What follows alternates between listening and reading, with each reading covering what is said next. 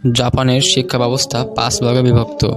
Kindergarten স্কুলে 3 থেকে 5 বছর, প্রাথমিক বিদ্যালয়ে 6 থেকে 11 বছর, জুনিয়র হাই স্কুল বা মিডল স্কুলে 12 থেকে 14 বছর এবং সিনিয়র হাই স্কুলে 15 থেকে 17 বছরের ছেলেমেয়েদের শিক্ষা দেওয়া হয়। আর বিশ্ববিদ্যালয় অথবা ভোকেশনাল স্কুল 2 থেকে 4 বছর মেয়াদী। জাপানের প্রাথমিক বিদ্যালয় আর জুনিয়র হাই স্কুল হচ্ছে বাধ্যতামূলক শিক্ষা পর্যায়ে। প্রাথমিক স্কুল 6 বছর আর মিডল স্কুল 3 বছর। 6 বছর হলে শিশুরা প্রাথমিক স্কুলে যেতে পারে।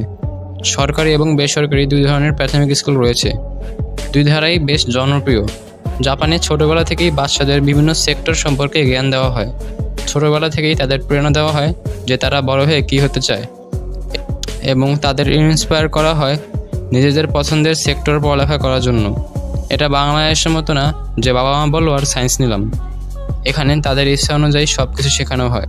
জাপানের প্রাথমিক স্কুলগুলোতে ছাত্রছাত্রীরা এক ধরনের টুপি পরে আর রানদশিরু নামক এক ধরনের ব্যাগ বহন করে। দিনের শুরুতে প্রধান শিক্ষক সবার আগে স্কুলে আসেন। তিনি স্কুল গেটে দাঁড়িয়ে সব ছাত্রছাত্রীকে অভ্যর্থনা জানান। শিক্ষার্থীরা স্কুলে ঢুকে বিভিন্ন কার্যক্রমে অংশগ্রহণ করেন। ক্লাস শুরু হওয়ার আগে কেউ খেলাধুলা, কেউ বিভিন্ন প্রোগ্রামিং কার্যক্রম, কেউ হ্যান্ডক্রাফট কাজ করে। জাপানের শিক্ষা ব্যবস্থা বাংলাদেশের শিক্ষা ব্যবস্থা থেকে পুরোই আলাদা। যেমনের ক্ষেত্রে প্রথমে রয়েছে সেলফ ডিফেন্স। আমাদের দেশে স্কুলে হামলা করলে বলা হয়ে থাকে বেঞ্চের নিচে লুকিয়ে থাকতে, কিন্তু জাপান দেশে এমনটা করা হয় না, বরং তাদের এই মোকাবেলা করার জন্য শিক্ষা দেওয়া হয়। এমনকি তাদের নিজস্ব একটি মার্শাল আর্ট রুম রয়েছে, যেখানে তাদের মাস্টার তাদের কুনফু সহ আরও অনেক সেলফ ডিফেন্স শেখান। জাপানের প্রত্যেকটি স্কুলে একটি করে অস্ত্র ঝোলানো থাকে। জাপানের স্কুলে আপনারা একজন আরেকজনের সাথে রিলেশনশিপ করতে পারবেন না, কারণ এখানে প্রেম করলে তাদের অনেক শাস্তি পেতে হবে।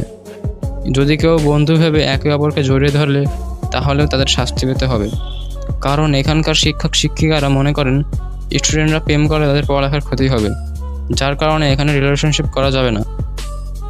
জাপানের স্কুলগুলোতে পরিচ্ছন্ন শৌচাগারের উপর বিশেষ গুরুত্ব দেওয়া হয়। প্রত্যেকটি ফ্লোরে পরিচ্ছন্ন শৌচাগার রয়েছে। শৌচাগারগুলো ছেলে মেয়ে বয়স উপযোগী করে তোলে। বাথরুমে যেতে যে সকল জুতা পরিধান করতে হয় সেগুলো দরজার সামনে পরিপাটিভাবে সাজানো থাকে।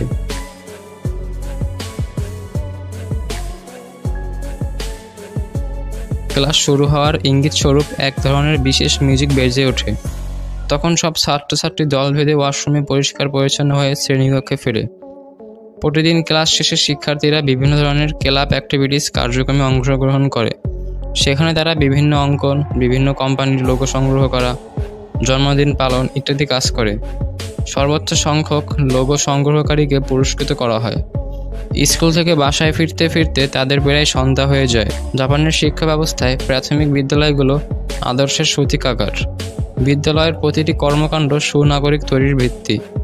এক একজন শিক্ষক সেই ভিত্তির বুনিয়াদ, তাই তাদের সমাজে আদর্শতম মানুষ বলা হয়, আর প্রতিনিয়ত তাদের অনুসরণ করে অন্যরা। তো আপনারা বুঝতে পারলেন জাপানে কেন শিক্ষিতের হার বেশি। আশা করি ভিডিওটি আপনাদের ভালো লেগেছে। দেখা হবে পরবর্তী ভিডিও। সকলে ভালো থাকবেন, চ্যানেলটিকে সাবস্ক্রাইব করবেন। আল্লাহ হাফিজ।